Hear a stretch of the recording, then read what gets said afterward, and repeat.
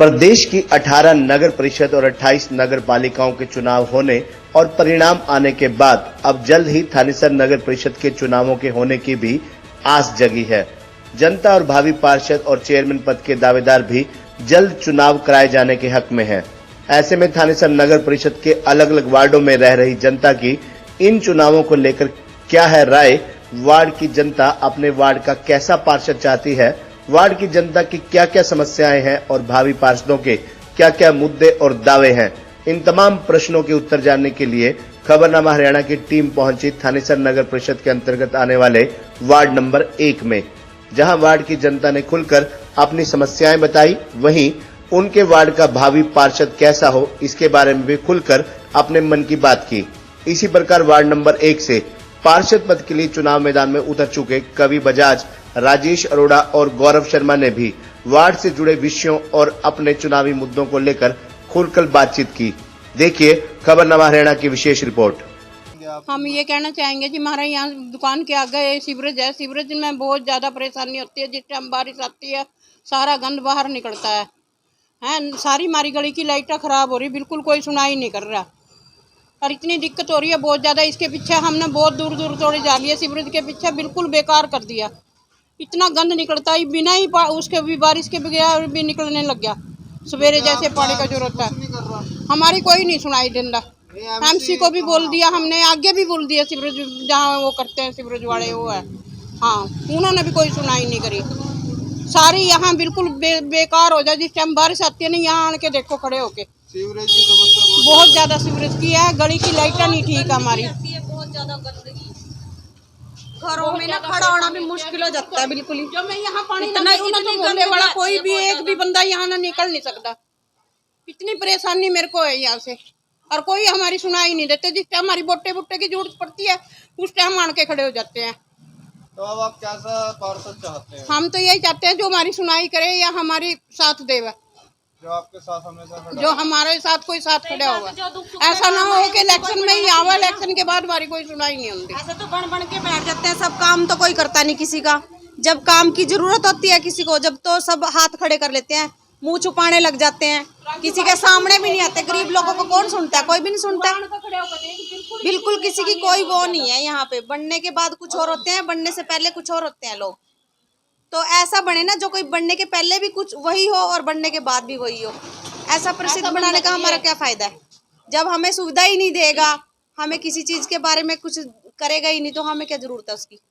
हम तो नहीं देते किसी को भी वोट अब की बार, ना हम बनाते किसी को। ऐसे हम उसको बनाएंगे जो हमारे बाद में भी काम आए और पहले भी काम आए। 2 दिन हो गए ये बारिश आने के बाद। यहाँ की मुख्य समस्या एक ही है कि यहाँ पर जितनी भी आईडी सर्वेक्षण हुए सारे गलत है। मेरा नाम राजेश्वर है, बाप का नाम राम बहादुर है। सारे मकानों के ऊपर इन्होंने गलत आईडी दे रखी है, ना मेरा मकान नंबर लिख रखा, ना मेरा मकान ही है।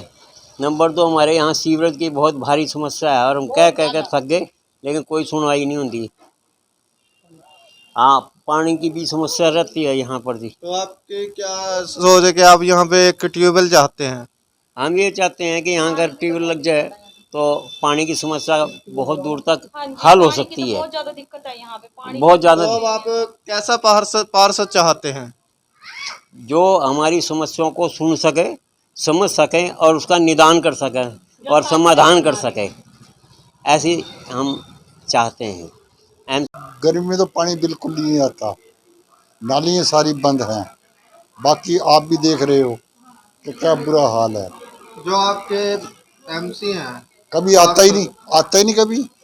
हमने तो ये नहीं पता कि है कौन एमसी। तो आप गए थे उनके पास कभी? उनके बाद औरतें चली जाती हैं उनके घर, समस्या कहती हैं, अभी आया कोई नहीं। 1% भी नहीं? बिल्कुल भी नहीं, नील बटा नील।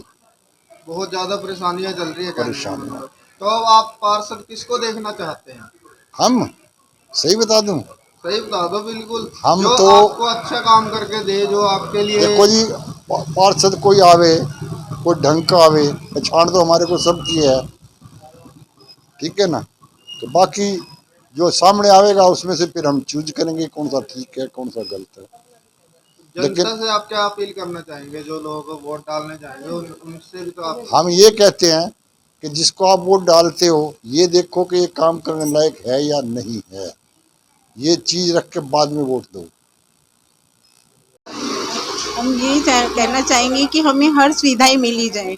हमें कोई सुविधा नहीं मिलती, हमें ना कोई राशन कार्ड वगैरह, हमें कुछ भी नहीं। नालियों में कोई सुविधा, टॉयलेट वगैरह ऐसे बहती जाती है, परेशान हो रहे हैं। तारे देखो तो तारों से परेशान है। हर सुविधाएं, कुछ भी सुविधाएं नहीं मिलती, ना राशन कार्ड वगैरह बन रहे हैं। लोग जो हाई पाई हैं उनको सब सुविधाएं दी जाती हैं, जो हमें ना। हमारे आयुष्मान कार्ड, हमने इतनी धक्के खा लिए, हमें आयुष्मान कार्ड के लिए भी हमें नहीं, हमारे कोई हमारा एमसी सुनता ही नहीं है। जाने के बाद वो कुछ भी नहीं सुनता। हम तो कहते हैं एमसी वो बनाया जाए जो हमारे को सारी सुविधाएं दी जाए और हमें मतलब हमारी सुने। हम बड़े परेशान हो चुके हैं। ठीक है भाई, मजबूरी है, लेकिन वो सुनते नहीं है। कितनी बार आयुष्मान कार्ड के लिए, क्या राशन कार्ड के लिए भी अप्लाई करा, कोई जवाब नहीं मिलता हमें। परेशान होकर आखिरकार हार के हम घर ही बैठ जाते हैं रो धो के। क्या करें? तो अब आप किसे एमसी देखना चाहते हैं जो आपकी सारी समस्याओं को मैं तो सही बताऊं, जो एमसी बने आज तक तो हमारा कुछ नहीं किया। मैं तो कहती हूँ यदि हमारे राजेश अरोड़ा जी को खड़ा किया जाए तो वो हमारे को हर सुविधा दी जाएगी, क्योंकि हमें वो देते भी आ रहे हैं। आप उनसे उम्मीद करेंगे कि वो आपका सारा हाँ बिल्कुल करेंगे। वो आज तक हमारी गली का सब कुछ करते आए हैं, लेकिन हमारे को जितने भी हम मिले एमसी, किसी ने नहीं हमारी सुनी। हम चाहे कितने परेशान हुए, आयुष्मान कार्ड के लिए भी धक्के खाए हैं भाई, लेकिन किसी ने नहीं सुनी। ये राजेश अरोड़ा जी फिर भी हमारी सुनते हैं, हर दुख सुख में खड़े होते हैं, और कोई भी नहीं खड़ा होता। एमसी के पास जाओ, गाबे के पास, वो तो बिल्कुल नहीं। उसकी मिसेज भी साफ जवाब दे देती हैं। जी आंटी, क्या कहना चाहेंगी आप? हमारी गली में तो लाइट की बहुत परेशानी है। लाइट बहुत कम आती है, कई कई घंटे तो आती भी नहीं। आएगी तो बहुत कम, ना तो कूलर चलते हैं ना एसी चलते हैं। तो ये जो है, ये जो यहाँ पे जानवर वगैरह आते रहते हैं, कुत्ते हो गए जैसे आप देख रहे हैं केस, गायें वगैरह ज़्यादा आती हैं, कुत्ते तो नहीं आते, उनकी कम वजह ही से है। परेशानी का सामना तो करना ही पड़ता है। बहुत परेशानी है। जी माता जी, क्या कहना चाहेंगे आप? ऐसा है, हमारी गली में पानी नहीं आता टाइम पे, ना बिजली आती। बिजली भाग भाग जाती, पानी भाग भाग जाता है। तेरे मेरे से पानी लेने जाते हैं तो कोई देता नहीं है। अगले कहते हम अपना भरे कि तुम्हें दे हम पानी। और एक यहाँ पे इस गली में लड़ाई बहुत होती है। ये सारा दिन ये देखो पानी चलता रहता है इस गली में। अपने घर के आगे तो एक बूंद नहीं पानी की रुकने देंगी, दूसरे के आगे चाहे आगे कितना मर्जी घेर दो। इसलिए सबसे पहले ये नाली कूदनी चाहिए, बिजली पानी नाली। पानी की समस्या है यहाँ पे। जी मैम, क्या कहना चाहेंगे आप? बस यही दिक्कत है भैया, जो और बता रहे हैं सब, और कोई दिक्कत नहीं है। आप लाइट और यहाँ पानी पे ट्यूबवेल होना चाहिए। से ये बहुत बड़ी समस्या सुनने में आई थी कि यहाँ पे ट्यूबवेल नहीं है, उसकी वजह लगा से दोगे तो बहुत अच्छा है। पानी की दिक्कत आ रही है। ट्यूबवेल हो जाएगा तो बहुत तो अच्छा नए है। पार्षद से आप ये डिमांड करते हैं कि सबसे पहले ट्यूबवेल होना चाहिए। ट्यूबवेल भी और लाइट का भी इंतजाम हो, सब कुछ होना चाहिए। हमारे वार्ड में एक तो पानी की समस्या बहुत ज़्यादा रहती है, पानी यहाँ बहुत ही कम आता है। और एक यहाँ पे लाइट की समस्या और सफाई की समस्या बहुत है। जगह जगह कूड़े के ढेर लगे रहते हैं और जानवर घूमते रहते हैं जो कूड़े में मुँह मारते रहते हैं और कूड़े को फैला के चले जाते हैं। तो सफाई के भी बहुत ज़्यादा दिक्कत है यहाँ पे। नालियाँ भी नहीं है यहाँ पे, तारों के जगह जगह जाल बिछे हुए हैं। ठीक है, जो तारें ऐसे लटकी रहती है, डर लगता है कि कभी किसी को तारों की वजह से कोई प्रॉब्लम ना हो जाए। तो ये जो है, इन तारों का भी कोई इंतजाम करना चाहिए। सिर्फ एक सवाल, हाँ जी। अगला जो पार्षद आप चाहते हैं वो कैसा होना चाहिए? किसी का नाम मत लेना, वैसे बताइए कैसा चाहते हैं आप? देखिए, हम ऐसा ही चाहते हैं जो हमारे हर दुख सुख में हमारे साथ खड़ा रहे। जो एक बार शक्ल दिखाते हैं इलेक्शन के टाइम और दोबारा फिर वो कभी 5 साल में नज़र नहीं आते हैं। ठीक है, हमें ऐसा चाहिए जो हमारी प्रॉब्लम्स में हर टाइम हमारे साथ खड़ा रहे। कोई भी हमें पेंशन की दिक्कत है, बुजुर्गों को कोई भी प्रॉब्लम्स आ रही हैं, तो हर टाइम उनको भाग भाग के चक्कर ना काटने पड़े एमसीओ के घर पे। ठीक है, तो बस यही समस्या है हमारी, इसी को दूर किया जाए। जी मैम, क्या कहना चाहेंगी?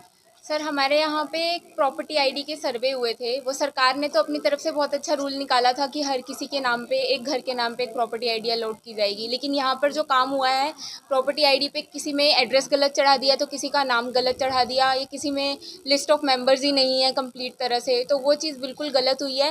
लेकिन हमारी कोई सुनवाई नहीं है, क्योंकि मुझे तो यही नहीं पता यहाँ का एमसी कौन है, क्योंकि वो आज तक यहाँ पे कभी आए ही नहीं है पूछने के लिए। ये सुना गया कि वो यहाँ पे रहते ही नहीं, वो आउट ऑफ हाँ जी, वो आउट ऑफ स्टेशन रहते हैं। अगर उनके घर कभी कोई जाता भी है अपनी प्रॉब्लम बताने के लिए, प्रॉब्लम सुन भी लेते हैं, कई बार तो साफ मना कर देते हैं, लेकिन सुनने के बाद भी मुझे तो नहीं पता, मैंने तो नहीं देखा पिछले 2-3 साल में कि यहाँ पे कभी किसी ने विजिट किया हो कि आपको क्या दिक्कत है और वो सुनवाई हुई है या नहीं हुई है।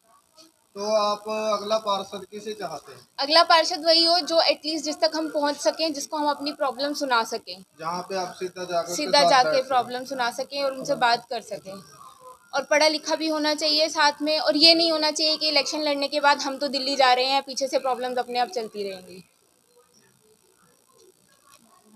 यही बिजली पानी की और सफाई नहीं है और पानी की दिक्कत है और यही है प्रॉब्लम ज़्यादा है। यही तारा तूरा भी ऐसे नीचे लटक रही हैं और डर लगता है, बच्चे खेलते हैं और डर लगे।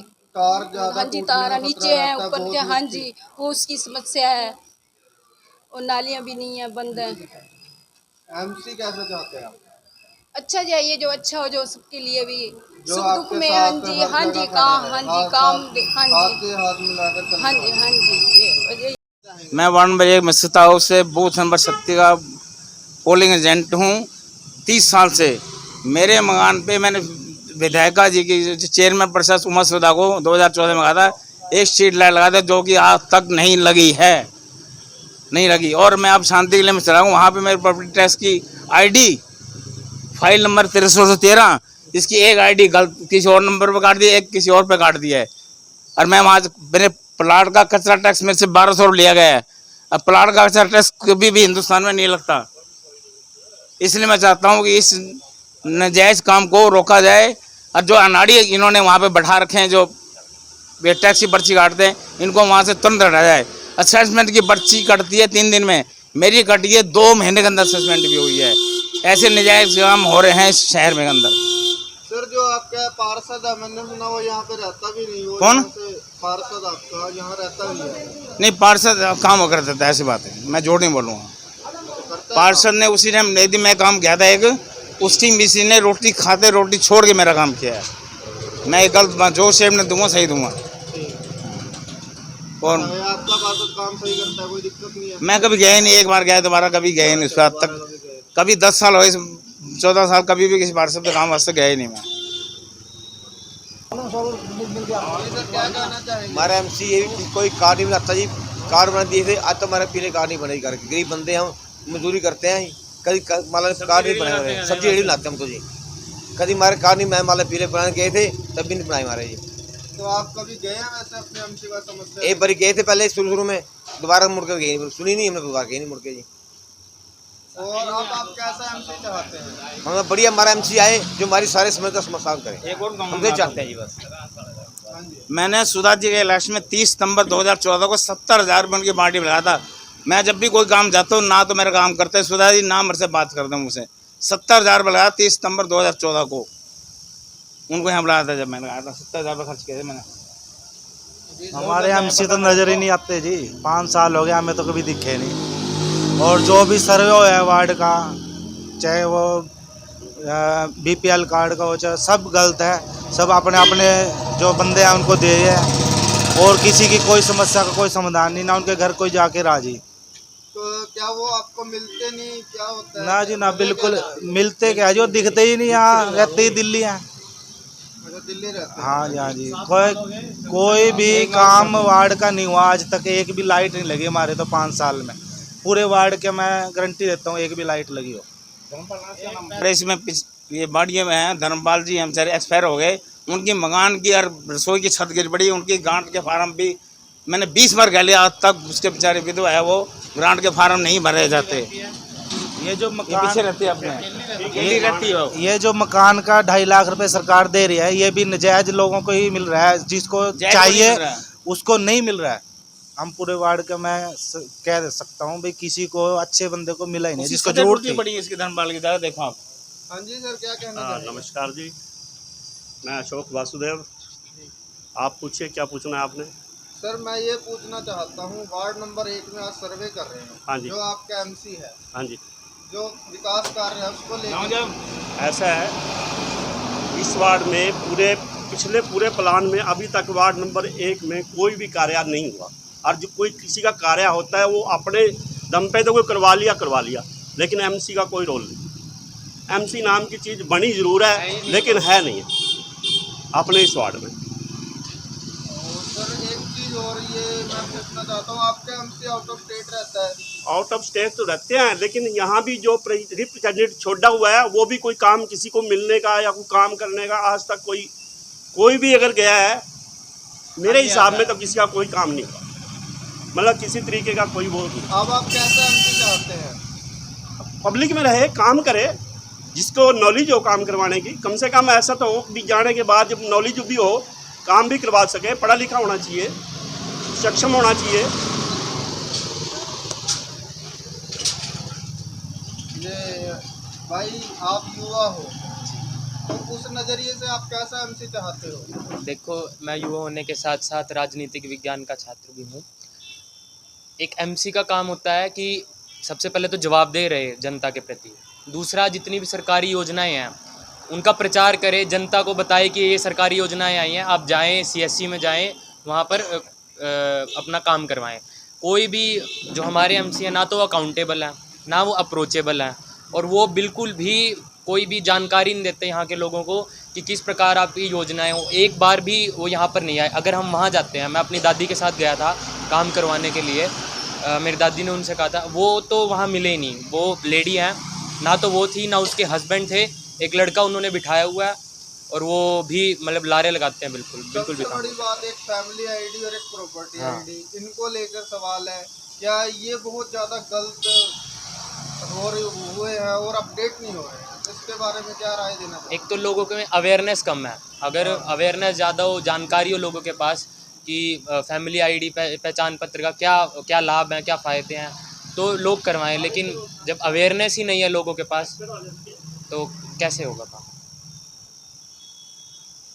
अब जी आपसे मेरा सबसे पहले एक सवाल, अभी मैं 1 मिनट पहले आपने ये बात कही कि आप एमसी के पास गए थे, आपका वो दोस्त भी था, उसके बावजूद भी उसने आपका बात वो ये बोलते हैं अभी आप इस वार्ड से हो या नहीं।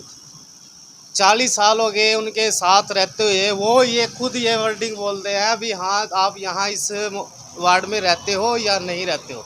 वो क्या काम करेगा हमारा? 7 साल हो गए आज तक शक्ल नहीं दिखी उसकी।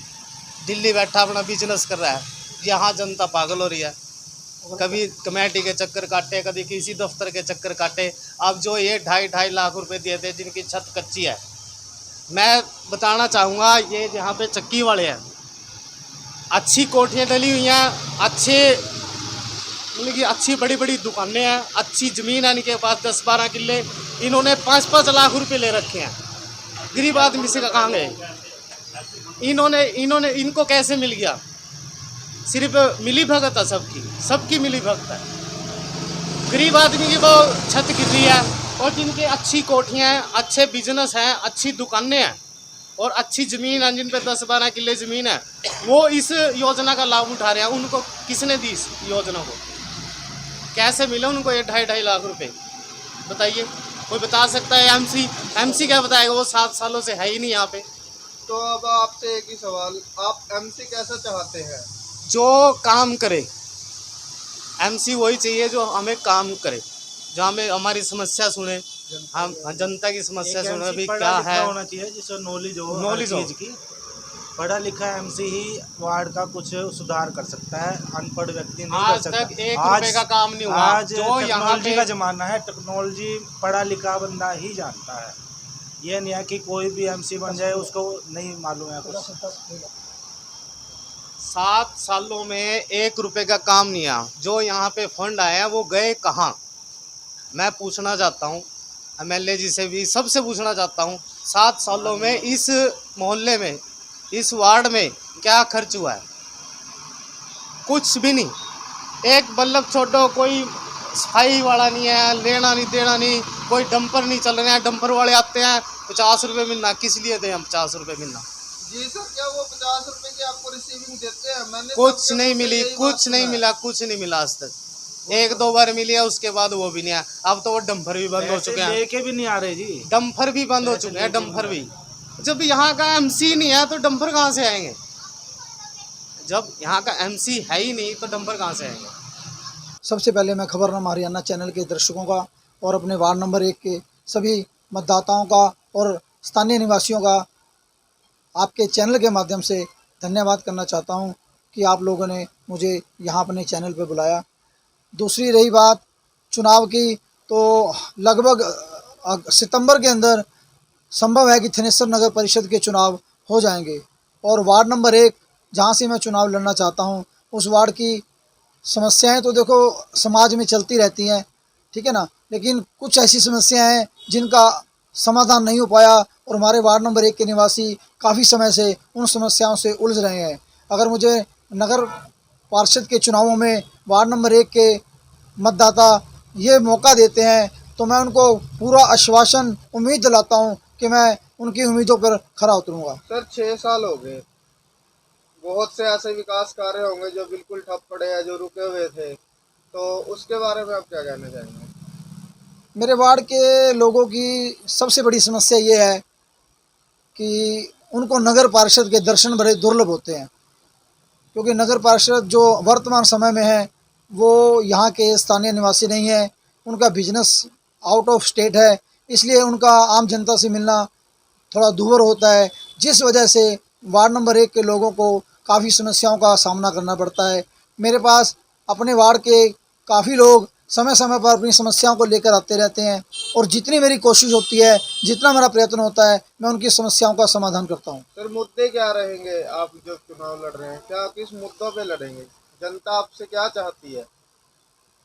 मेरे वार्ड के अंदर सबसे बड़ी समस्या ये है कि मेरे वार्ड के अंदर 4 और 5 स्लम एरिया हैं, उनके पास रहने के मकान की समस्या है। जैसे सरकार के द्वारा आवास योजना एक लागू की गई है, उसके अंदर काफ़ी लोगों को अभी तक मकान के लिए ग्रांट नहीं मिल पाई है, जिसके लिए वो हकदार हैं। मेरा प्रयत्न ये रहेगा, मैं कोशिश करूँगा कि इस योजना के तहत अधिक से अधिक लोगों को सरकार की ओर से ग्रांट दिलाकर उनके मकान को बनवा सकूँ।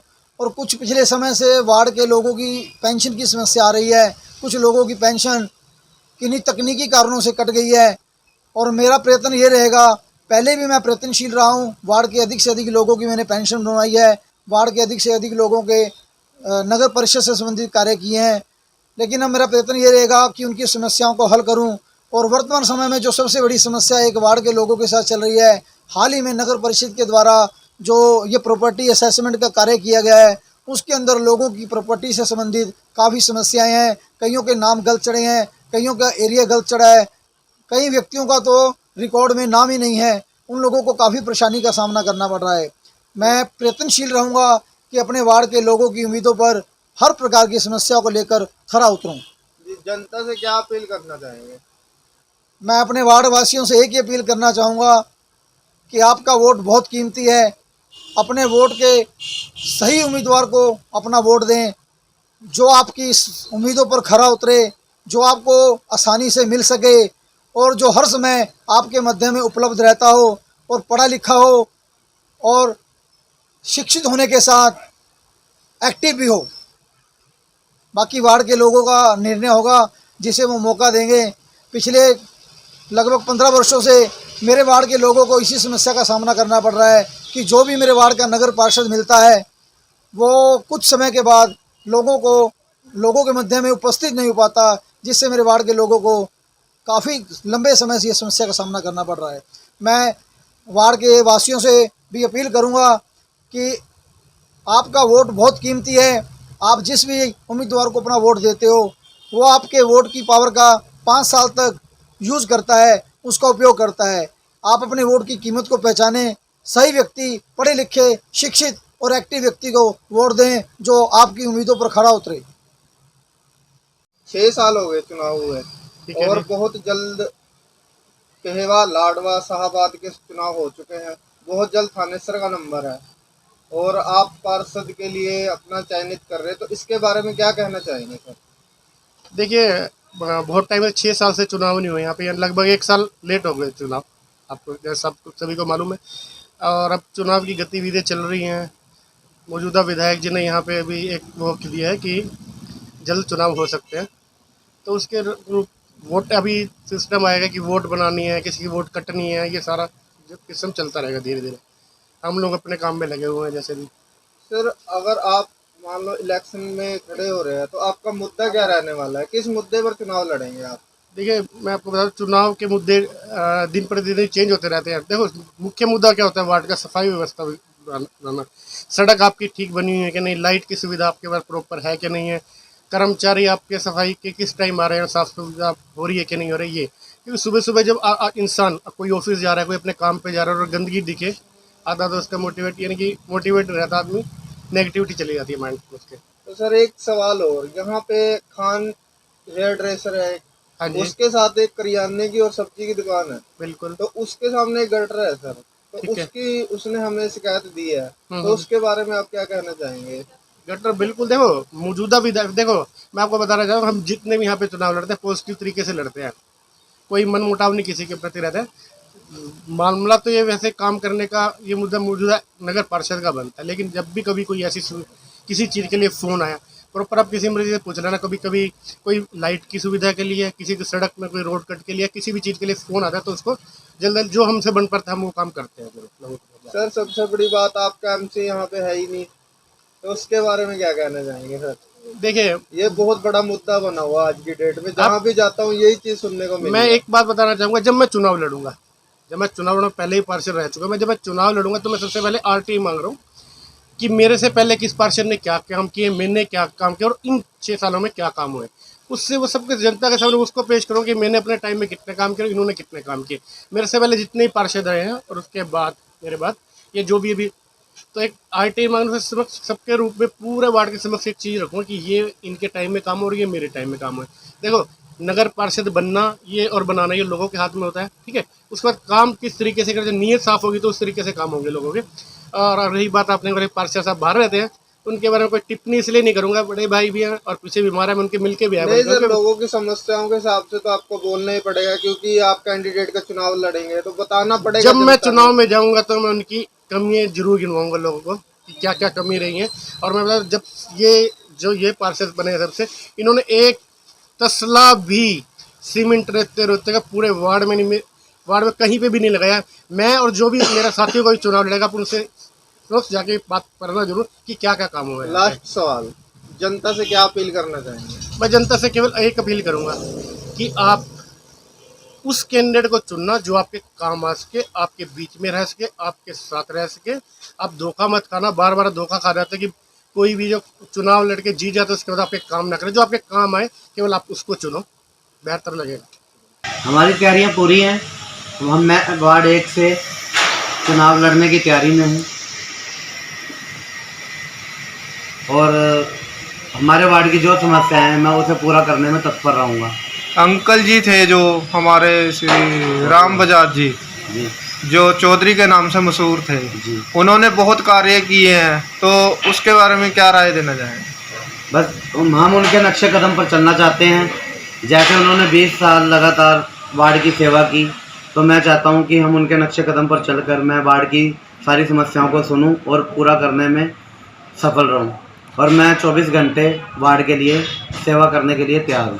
तो जनता क्या अभी भी आपके पास आती है? बिल्कुल आती है और किसी को निराश करके नहीं भेजा जाता, उनका काम अधिकतर पूरे करके भेजे जाते हैं। तो अब क्या राय, जनता से क्या अपील करना चाहेंगे? हम जनता से अपील करना चाहते हैं, जैसे हमारे पिताजी श्री चौधरी राम बजाज जी को आपने सेवा का मौका दिया, वैसे ही हमें अब सेवा का मौका दें, जिससे मैं वार्ड की सारी समस्याओं को पूरा कर सकूं।